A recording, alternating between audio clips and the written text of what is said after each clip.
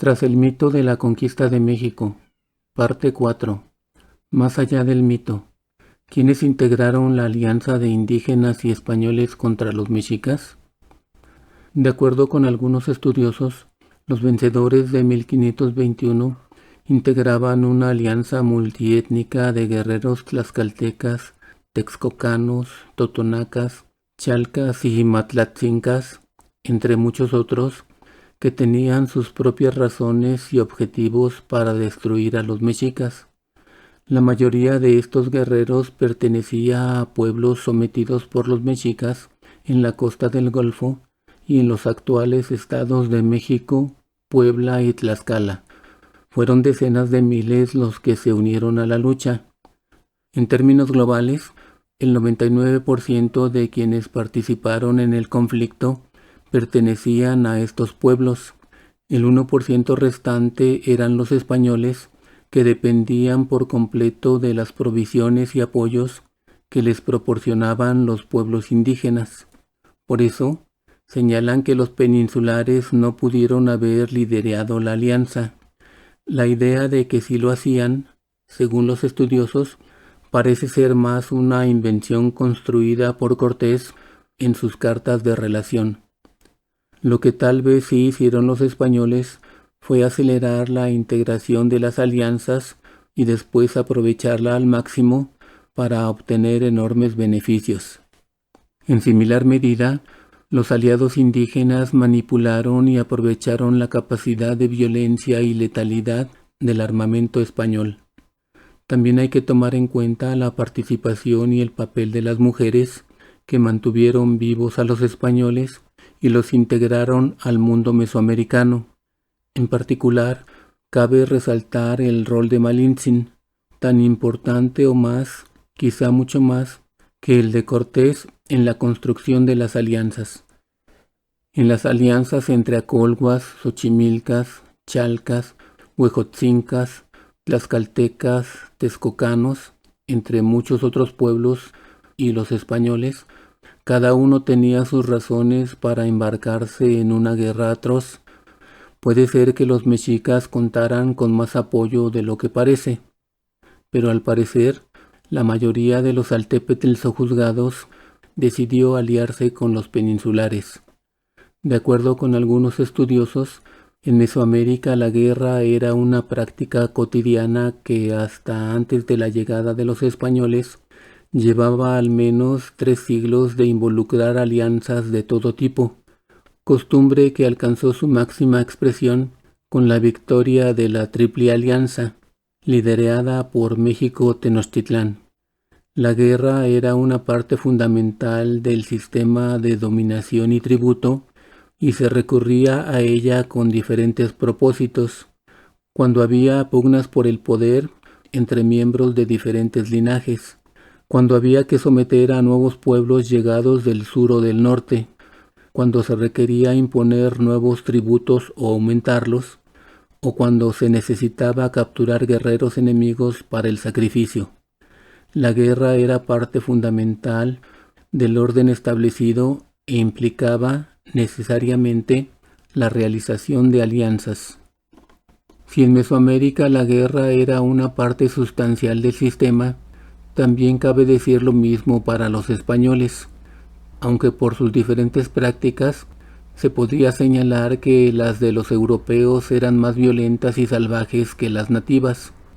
La alianza entre indígenas y españoles fue una respuesta oportunista para pelear en contra de un enemigo en común, los mexicas, pero también se derivó de los cálculos y temores de cada grupo, los cuales no es posible precisar con base en las fuentes disponibles. En todo caso, lo que sí se puede señalar es que las alianzas y las traiciones no terminaron en 1521. Luego de la caída de Tenochtitlán, entre los siglos XVI y XVIII, se registraron nuevas alianzas para guerrear y colonizar los territorios que después se llamaron Nueva Galicia y Nuevo México. De acuerdo con algunos estudiosos, quienes se aliaron contra los mexicas fueron muchos, quizás 70,000, 100,000 o 150,000, no se puede saber con certeza, y es probable que lo que motivara sus acciones fuera el miedo. Aun con el poderío mortífero de las armas españolas, oponerse y luchar contra los mexicas implicaba un gran riesgo, como también era arriesgado permanecer fieles a ellos. La guerra, es decir, la derrota de unos y la victoria de otros, trajo consigo actos de revancha, venganza y humillación, pero no solo para los mexicas derrotados, sino también para el grueso de la población mesoamericana.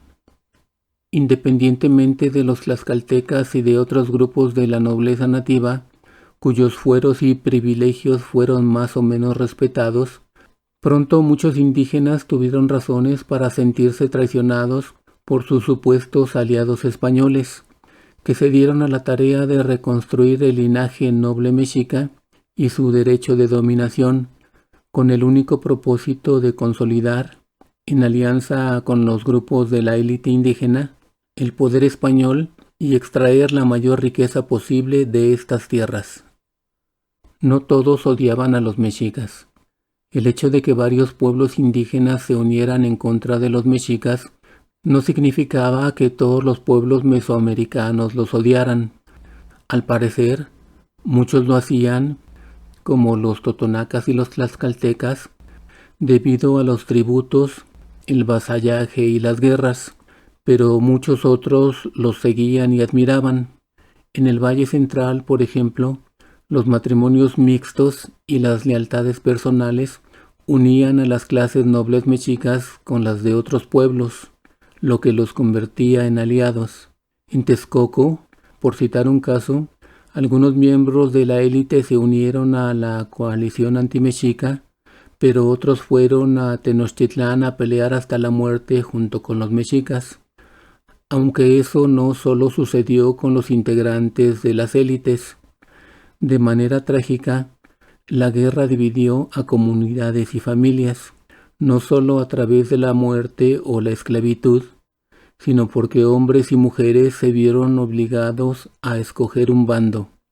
Para algunos historiadores, el conflicto fue, más que otra cosa, una especie de compleja guerra civil indígena que resquebrajó y dividió a las sociedades mesoamericanas, aunque en este caso el uso del término guerra civil sea laxo y no se ajuste a su definición comúnmente aceptada. De acuerdo con varios estudiosos, la noción de que los mexicas eran odiados por todos los pueblos mesoamericanos es un mito ideado por los españoles para asumirse como los libertadores que habían logrado acabar con la tiranía mexica, ocultar su codicia detrás de una aparente tarea evangelizadora y sacar el mayor provecho de esta, es decir, expoliar los recursos y explotar y esclavizar la mano de obra nativa. Algunos señalan que los pueblos mesoamericanos no iniciaron la guerra y que ésta fue sangrienta y prolongada, pero no porque los mexicas o algún otro grupo de indígenas fueran particularmente violentos. Esa interpretación surgió directamente del profundo prejuicio con el que los peninsulares crearon y difundieron una imagen de la cultura mexica que sobrevive hasta la actualidad. Los españoles desestabilizaron el orden mesoamericano, pues tenían la necesidad de iniciar una guerra de la que esperaban beneficiarse, en lo inmediato, de la captura de esclavos y del saqueo de Tenochtitlán y de otras ciudades, y después, con el transcurso del tiempo, de la fundación de colonias y la extracción de riquezas. Los españoles no lideraron la guerra. En este momento, conviene retomar brevemente la manera en que durante muchos años, dentro o fuera del oficialismo, se ha sobreestimado y exagerado la figura de Hernán Cortés. Según esto, era un hombre muy inteligente, preparado y sagaz. Fue un gran estratega que tuvo la capacidad de analizar las ventajas y desventajas de cada circunstancia, así como de detectar los errores o debilidades del enemigo para aprovecharlos en su favor.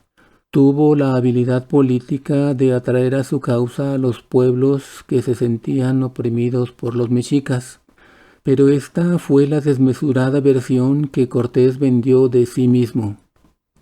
Y tal parece que durante muchos años la historia oficial compró completa la versión de Cortés, quien afirmó que su alianza con los tlaxcaltecas obedeció a una estrategia ideada por él.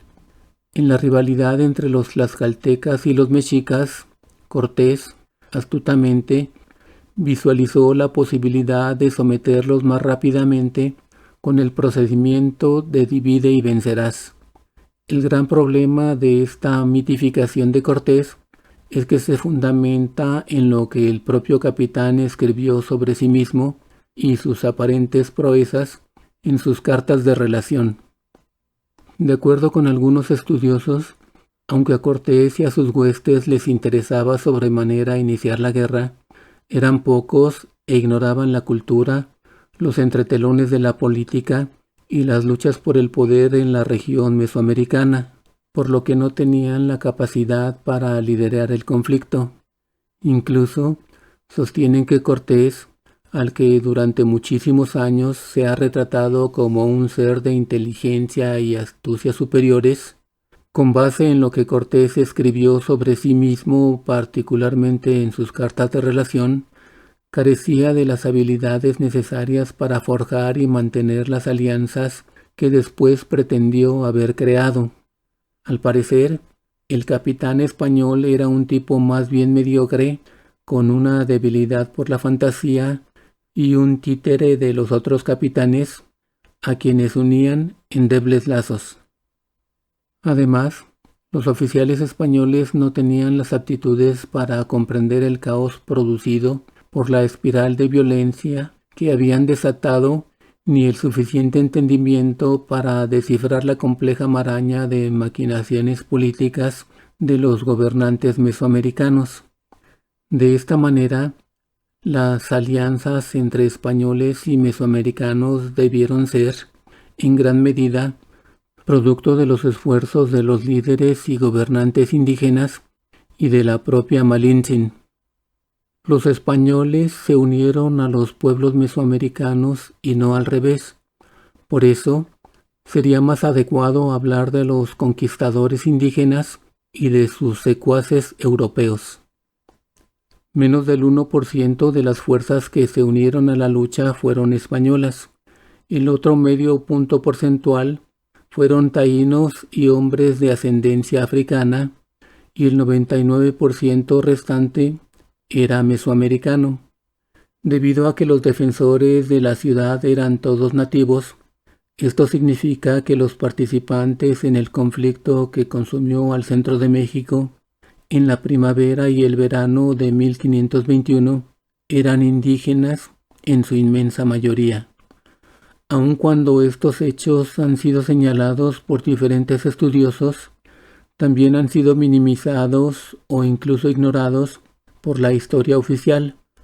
Por eso, no causa ninguna sorpresa que durante muchos años los mexicanos hayamos asumido la conquista española como un acontecimiento incontrovertible.